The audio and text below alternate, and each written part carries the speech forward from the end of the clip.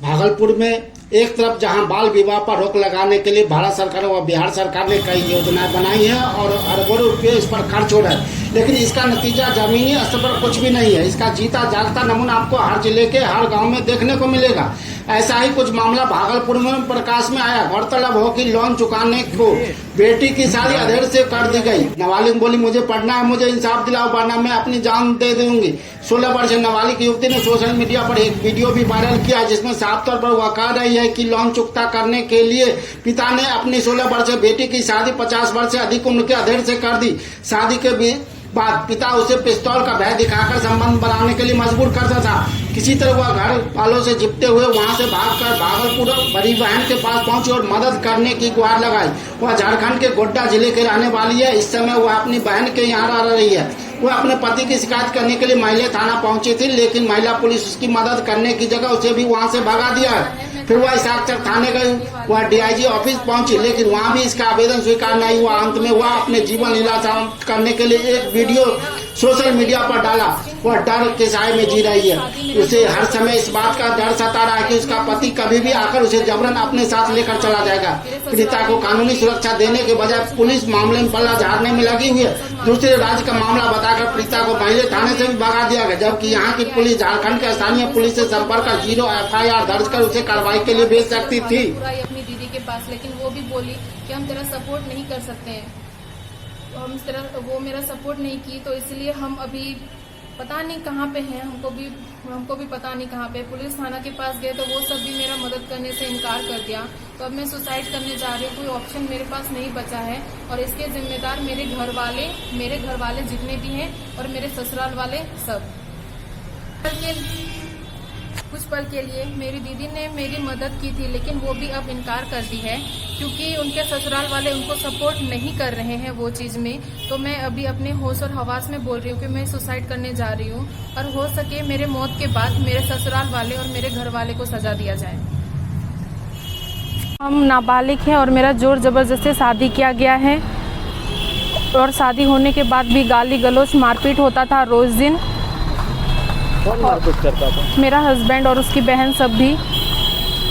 तो आगे तो हम पूरा मतलब वहाँ से हम भाग नहीं पा रहे थे, तो इसलिए सोचे कि यहाँ पे आए, कुछ रस्म हो रहा था, होना था, तो इसीलिए यहाँ पे आए। हम मायके से ही भागे हैं और भागते भागते इतना दूर आ गए। कोई सपोर्ट करने वाला नहीं था। कहाँ भाग के आए हैं? यहाँ भागलपुर। किस लिए आए हैं? दीदी के साथ, दीदी के पास। क्या कारण रहा है जो भागलपुर आए? क्योंकि कोई सपोर्ट करने वाला भी नहीं था उधर में। क्या चाहते हैं? क्या चाहते हैं कि हमको इंसाफ मिले। हमको मुझे नहीं रहना उनके साथ। वो अधेड़ उम्र के व्यक्ति हैं। कितने वर्ष के हैं वो? 52 प्लस हुए होंगे। और आपका कितना हो रहा है? 16 हो रहा है। 16 साल आपका हो रहा है, 52 वर्ष आपके पति का हो रहा है। इस कारण से उनसे दूरी बनाना चाहते हैं। वो मुझे शारीरिक संबंध बनाने के लिए फोर्स करते थे। अगर नहीं बनाते थे तो वो मुझे मारते पीटते थे। शादी कब हुई? 28 जुलाई। कितना साल? हाँ, कितना दिन होगा शादी का? कितना 15-20 दिन हो रहा होगा। 15-20 दिन मात्र? शादी के तीसरे दिन से ही ये सब स्टार्ट हुआ। 16 वर्ष हो रहा है आपका और आपके पिताजी आपकी शादी करा दिए। पिताजी का क्या जोर जबरदस्ती था? हाँ, वो सब उधर से ही बोले थे, अगर आपकी बेटी हम सबको दे देते हैं तो आप सब जितना भी लोन है, जितना भी कर्जा है, सब आपका माफ़ हो जाएगा। एक तरफ से देखा जाए तो वो हमको बेच ही चुके हैं, मेरे पिताजी भी उन सब के पास। क्या नाम हुआ आपका? मार्शेला हंसदा। शादी कहाँ हुई? मंदार हिल में। पति का नाम? सुनील हेम्ब्रम। आप कहाँ के रहने वाले हैं?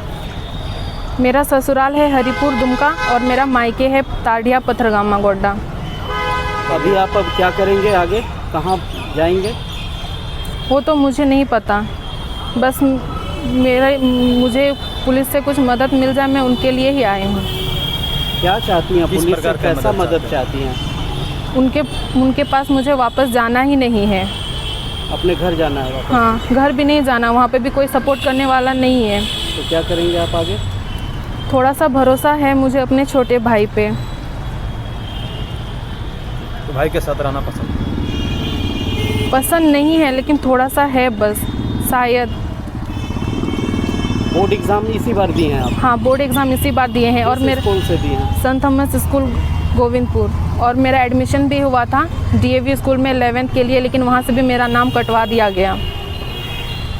आगे पढ़ाई भी करना चाह रही हैं? हमको करना है, मुझे करना है। मैंने पहले शादी के पहले ही बोला था कि मुझे शादी नहीं करनी, मुझे परिवार बाधक बन रहा है। हाँ, शादी के तीसरे दिन ही वो मुझे फोर्स कर रहे थे शारीरिक संबंध बनाने के लिए, लेकिन मैंने मना कर दिया। तो उस दिन मुझे उसकी बहन सबसे मारपीट हुआ, मुझे मारा और बेल्ट भी दिखाया और पिस्टल भी दिखाते थे और जोर ज़बरदस्ती हर रोज़ होता था मेरे साथ। पिस्टल, इसका मतलब आपके पति के पास पिस्टल भी है? हाँ है। हथियार भी रखते हैं? हाँ है। कैसे प्रवृत्ति के व्यक्ति हैं वो? आपराधिक प्रवृत्ति के हैं क्या? शायद हो सकते हैं। उतना बात नहीं बताते थे हमको, पूछते तो फिर भी नहीं बताते थे, लेकिन पिस्टल रखते थे। हाँ, और धमकी भी देते थे यहाँ माथा में रख करके, माथे में सटा करके। हाँ, कपड़ा खोलो ना तो मार देंगे। जोर जबरदस्ती करते थे बहुत। जी, अपना परिचय दीजिए और क्या परेशानी है बताइए तो। मेरा नाम ममता है, मैं इनकी बड़ी बहन हूँ। किनकी नाम बताइए? मार्सेला की बड़ी बहन हूँ। मेरी छोटी बहन मार्सेला है, तो वो मेरी छोटी बहन है। और वो मेरे घर कल रात में आई, डरते हुए भागते हुए किसी तरह। वो बोली कि दीदी मेरा शादी हो गया, ज़बरदस्ती शादी किया गया है और मेरे साथ खूब ज़्यादा जोर ज़बरदस्ती किया जाता है, जान से मारने की धमकी दी जा रही है। सारी बात मुझे बताई।